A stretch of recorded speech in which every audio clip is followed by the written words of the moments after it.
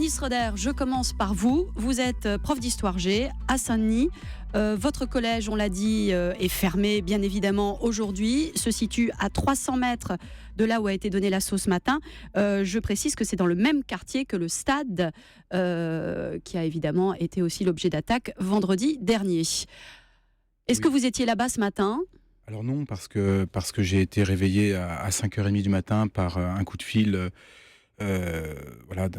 d'une ancienne élève qui m'a dit « Monsieur, écoutez », et on entendait tirer, on entendait très distinctement, et donc à ce moment-là, j'ai évidemment allumé la télévision, j'ai vu ce qui se passait. J'ai compris que nous n'irions pas au collège ce matin, évidemment, et la police, la préfecture l'a rapidement annoncé. Donc je ne suis pas allé dans mon établissement ce matin. J'ai été tenu au courant notamment par d'anciens élèves avec qui je suis toujours en relation, notamment par SMS. Et qu'est-ce qu'ils vous disaient ?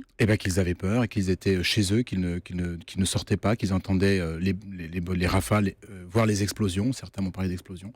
Donc je les sentais choqués, inquiets et vraiment dans un état un petit peu second. J'imagine. Et vous-même ? Écoutez, c'est difficile.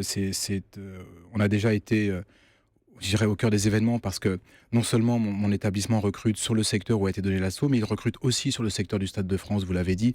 Et une cinquantaine de nos élèves habitent rue Jules Rimet ou autour de la rue Jules Rimet où ont explosé ces deux tueurs vendredi dernier.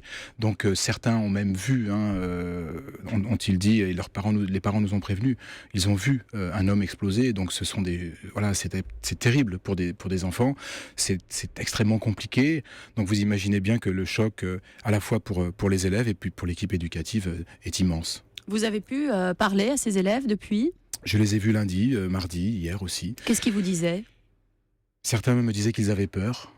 Qu'ils avaient pris conscience que tout le monde était visé parce que ces gens ne cherchaient qu'à tuer le plus de monde possible et absolument de manière totalement arbitraire. Et ça, ils l'ont très bien compris. Donc ils ont fait état de leur peur, de leur inquiétude et bien sûr de leur indignation. Et vous leur avez répondu quoi ? Eh bien, écoutez, on a beaucoup parlé. D'abord, on les a fait parler. On leur a demandé d'exprimer ce qu'ils avaient envie d'exprimer. Certains ne disaient rien, ce qui est parfois un petit peu inquiétant, sachant ce qu'ils ont pu vivre ou pu voir.